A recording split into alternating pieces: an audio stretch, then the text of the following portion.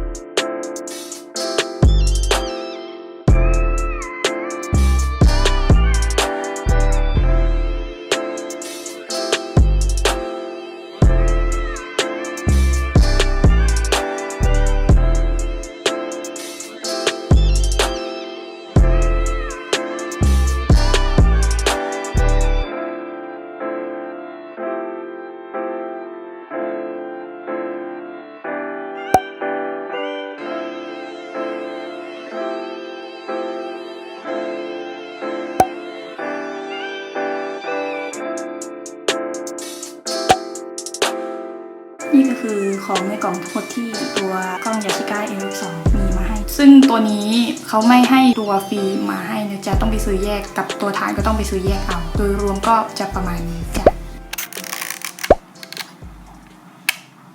ทีนี้เราจะมาพูดถึงสเปคของตัวกล้อง Yashica MF2 กันเริ่มแรกตัวเลนส์อยู่ที่ 38mm f 3.8 Speed Shutter อยู่ที่125ระยะการถ่ายของกล้องตัวนี้อยู่ที่ 1.5 เมตรถึง Infinity ส่วนระยะการถ่ายแฟลชถ้าใช้ฟิล์ม ISO 100 ถึง 200 ระยะถ่ายแฟลชจะอยู่ที่ประมาณ 2 เมตร ถึง 4 เมตร แต่ถ้าใช้ ISO 400 ระยะการถ่ายจะอยู่ที่ 2.5 เมตร ถึง 6 เมตร วิธีเปิดปิดแฟลชก็คือเลื่อนออกมา ปิดก็แค่สไลด์กลับ ตรงนี้จะเป็นตัวตั้งเวลาการถ่าย เราก็แค่ดันมันลงมา โอเคลองเปิดแฟลชให้ดูจะได้รู้ว่ามันถ่ายตอนไหนซึ่งระยะการตั้งเวลาของกล้องตัวนี้อยู่ที่10วินาทีจะลองจับเวลาดู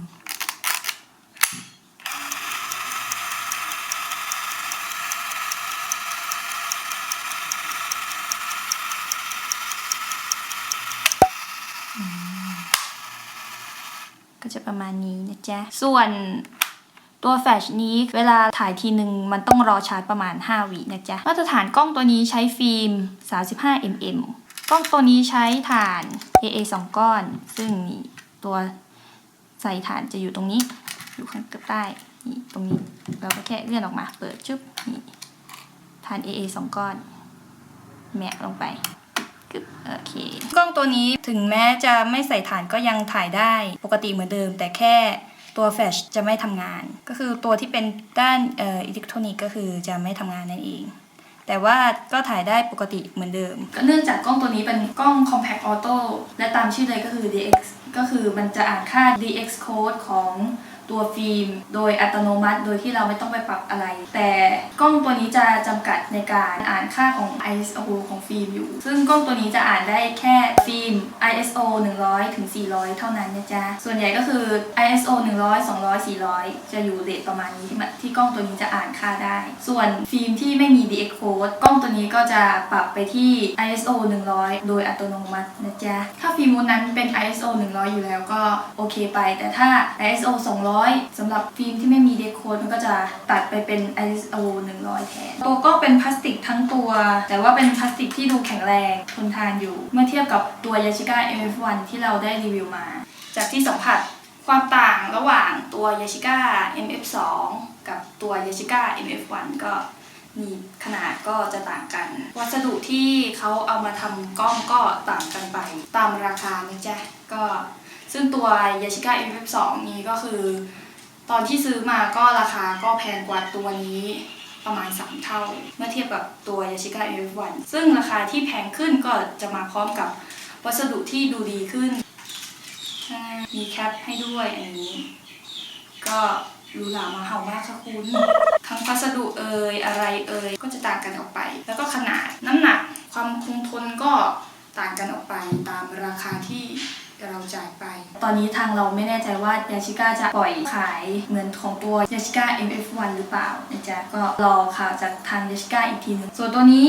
กลมๆใสๆตรงนี้คือเป็นตัวค่าวัดแสงของตัวกล้องซึ่งส่วนใหญ่คือเรากะเอาเองอย่างเช่นตอนนี้คือเราใส่ฟิล์มของยาชิก้า400บวกกับSpeed Shutter ของกล้องตัวนี้อยู่ที่125 f อยู่ที่ 3.8 ถ้าถ่ายในที่กลางวันจ้าๆมันจะ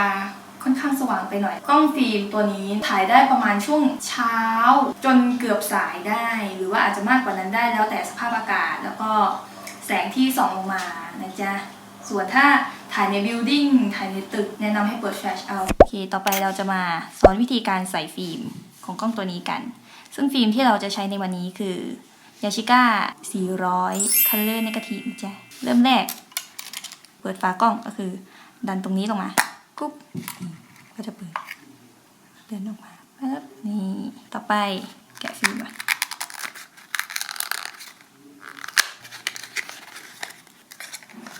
โอเคแล้ว DX Code คืออะไร DX Code คือนี่จ๊ะ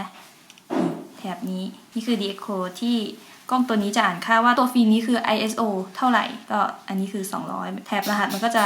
ต่างกันออกไปวิธีใส่ของตัวนี้ก็คือดันตัวนี้ขึ้นกึ๊บเพื่อที่จะใส่ฟิล์มเข้าไปได้ใส่ฟิล์มกดฟิล์มลงไปเอาหัวลงนะจ๊ะกึ๊บ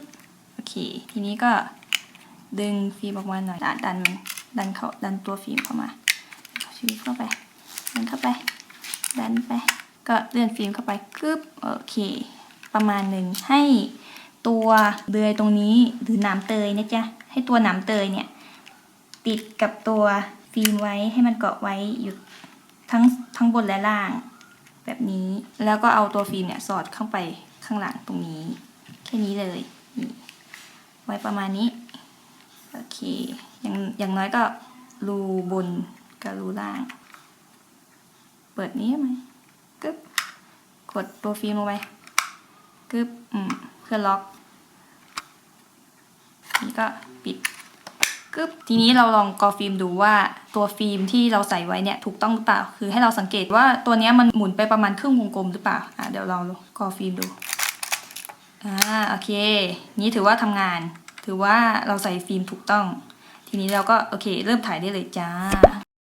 เดี๋ยวเราจะลองถ่ายกันดูว่าเป็นยังไงระยะโฟกัสอยู่ที่ 1.5 เมตรนะจ๊ะก็เว้นช่วงไว้หน่อยประมาณ1ช่วงแขนกับอีกครึ่งหนึ่งประมาณนี้กำลังโอเคเพื่อที่จะได้ให้ตัวอ็อบเจกต์ที่เราจะถ่ายเนี่ยชัดเราต้องถอยมาประมาณ 1.5 เมตรเป็นอย่างต่ำนะจ๊ะอ็อบเจกต์ของเราที่เราจะถ่ายก็คือนี่ระยะแฟลชของตัวนี้ถ้าเราใส่ฟิล์ม ISO 400ซึ่งระยะของแฟลชที่จะถ่ายเนี่ยอยู่ที่ประมาณ 2.5 เมตรถึง 6 เมตรถ้าอย่างนั้นเราต้องถอยออกมาหน่อยไหมเพื่อที่จะได้ตัวอ็อบเจกต์จะได้ไม่สว่างเกินไปนะจ๊ะ1 2 3ก็ประมาณนี้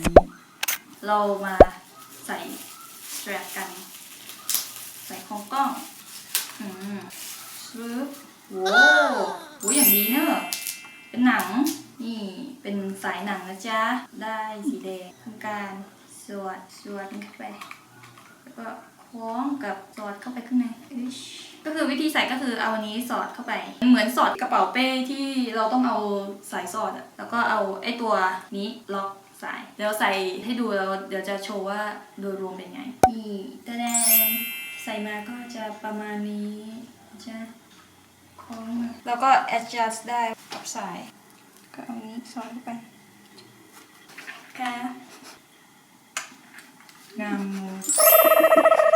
ค่ะก็เดี๋ยวรอดูกันว่าจะเป็นยังไงที่ออกมาจะเป็นยังไงจะเป็นเช่นไรอะไรอย่างไรนะจ๊ะจบกันไปแล้วกับการรีวิวกล้อง Yashica M2 Super DX ของเราในวันนี้นะจ๊ะใครมีอะไรสงสัยก็พิมพ์คำถามมาได้ข้างล่างนะจ๊ะตอนนี้ช่องเชียร์Official ได้เปิดเพจใน IG อย่างเป็นทางการก็ถ้าใครอยากดูรูปสวยๆของเชียร์Official ก็ เข้าไปดูได้ใน IG ของเราที่เราจะพุทลิงก์ไว้ข้างล่างตรง description ถ้าใครอยากเข้าไปดูรูปสวยๆจากตัวกล้อง Yashica MF1 Leica Q Leica M6 แล้วก็ Yashica MF2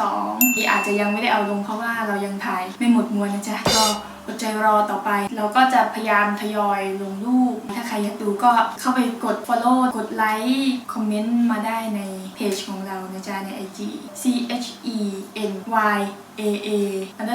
2 ตัวตึ๊ด OFFICIAL